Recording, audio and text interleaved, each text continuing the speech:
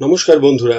এমনিতেই group C, group D, 9, 10, 11, 12 এর যে সমস্ত টিচাররা চাকরি হারিয়েছেন সম্প্রতি ডিভিশন বেঞ্চের রায়ের ফলে, তারা যথেষ্ট অনিশ্চয়তার মধ্যে রয়েছেন। কিন্তু সিদ্ধার্থবাবু, এসএসসি চেয়ারম্যান, তিনি যে কমেন্টগুলো করছেন তার থেকে অনিশ্চয়তা আরো বেড়ে যাচ্ছে। তিনি আইনজীবীদের সাথে কথা বলে যেটা জানতে পেরেছেন বা তিনি যে ব্যাখ্যাটা করছেন, সেটা যে ওএমআর গুলোকে পুনর্মূল্যায়নের নির্দেশ ডিভিশন বেঞ্চ দেয়নি সেটা ঠিকই আছে। ফ্রেশ সিলেকশন প্রসেস বলতে হাইকোর্টের ডিভিশন বেঞ্চের রায় অন্তত এটাই বোঝাচ্ছে যে নতুন করে পুরো প্রক্রিয়াটা করতে হবে। কিন্তু তার সাথে তিনি যেটা যোগ করেছেন সেটা কিন্তু বেশ ভয়ঙ্কর। সেটা হচ্ছে, তিনি বলেছেন আমরা বুঝেছি ফ্রেশ বলতে ফ্রেশ, যেখানে নতুন যারা এখনো আবেদন করেননি তারাও আবেদন করতে পারবেন।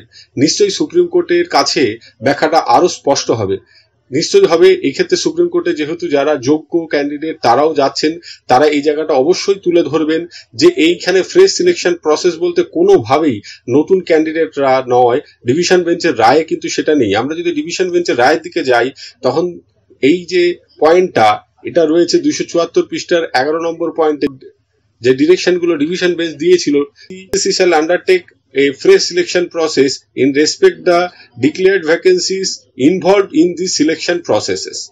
অর্থাৎ এই যে সিলেকশন প্রসেস, অর্থাৎ গ্রুপ ডি, গ্রুপ সি, 9, 10 এর অ্যাসিস্ট্যান্ট টিচার, 11, 12 এর অ্যাসিস্ট্যান্ট টিচার, তাতে যে ডিক্লেয়ার্ড ভ্যাকেন্সি গুলো ছিল, অর্থাৎ কি গ্রুপ ডি পোস্টে ছিল 3880টি, অন্তত এসএসসির হলফনামা থেকে যেটা বোঝা গেছে, তাদের রেকমেন্ডেশন থেকে যেটা বোঝা গেছে। গ্রুপ সির ক্ষেত্রে 2023টি, 9, 10 অ্যাসিস্ট্যান্ট টিচার পদে 11,610টি, 11, 12 অ্যাসিস্ট্যান্ট টিচার পদে 5,596টি, মোট 23,123টি পোস্ট ছিল ডিক্লেয়ার্ড ভ্যাকেন্সি।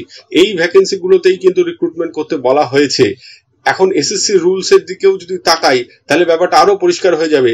এসএসসি অ্যাডভার্টাইজমেন্টের সময় তারা রিজিয়ন ওয়াইজ ভ্যাকেন্সি যেটা পায় সেন্ট্রাল কমিশন, সেটাই তারা পাবলিশ করে ভ্যাকেন্সি হিসাবে, যখন তারা নতুন একটা অ্যাপ্লিকেশন বার করে ফ্রেশ সিলেকশনের ক্ষেত্রে।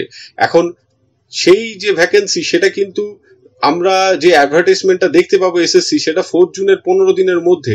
সেই সময় রিজিয়ন ওয়াইজ ভ্যাকেন্সি নিয়ে করা হবে না, সেটা পরিষ্কার বলা হয়েছে ডিক্লেয়ার্ড ভ্যাকেন্সিতে, এই ভ্যাকেন্সিগুলোতে। তাহলে সেই ভ্যাকেন্সিগুলো কখনই 4 জুনের পরে রিজিয়ন ওয়াইজ যে ভ্যাকেন্সিগুলো পাওয়া গেছে সেই ভ্যাকেন্সি নয়, সেটা পুরনো ভ্যাকেন্সি। এবং এটা আরেকটা রুল হচ্ছে যে যখন রিটেন এক্সামিনেশনের পর 15 দিন আগে পর্যন্ত যে ভ্যাকেন্সিগুলো থাকবে সেগুলোও যুক্ত হবে। তো এইগুলো একেবারে ফ্রেশ সিলেকশনের ক্ষেত্রে, সেইটার ক্ষেত্রে নতুন ক্যান্ডিডেটদের প্রসঙ্গটা আসছে। যেহেতু এখানে বলেই দেওয়া আছে যে যে শূন্য পদে নিয়োগ হবে সেটা ইম্পর্টেন্ট, যে সেটা হচ্ছে ডিক্লেয়ার্ড ভ্যাকেন্সি। সেটা যেহেতু ডিক্লেয়ার্ড ভ্যাকেন্সি, এই ভ্যাকেন্সিতে যারা কমপ্লিট করেছিল তাদেরই সুযোগ পাওয়ার কথা। কোনোভাবেই, যেটা সিদ্ধার্থবাবু বলছেন আইনজীবীদের সাথে কথা বলে, যে নতুন যারা তারাও এখন আবেদন করতে পারবেন, যারা আগে আবেদন করেননি, এটা কোনোভাবেই ঘটবে না।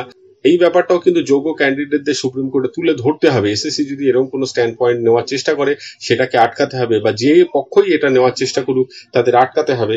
কারণ এখানে ডিভিশন বেঞ্চের রায়ে কোথাও বলা নেই যে নতুন করে ফ্রেশ সিলেকশন প্রসেস সেগুলো নতুন ভ্যাকেন্সির ভিত্তিতে হবে। সেগুলো যেহেতু ডিক্লেয়ার্ড ভ্যাকেন্সির ভিত্তিতে হবে, সেই সময়ে যারা কমপ্লিট করেছিল তারাই কেবলমাত্র এই ভ্যাকেন্সিগুলোর দাবিদার।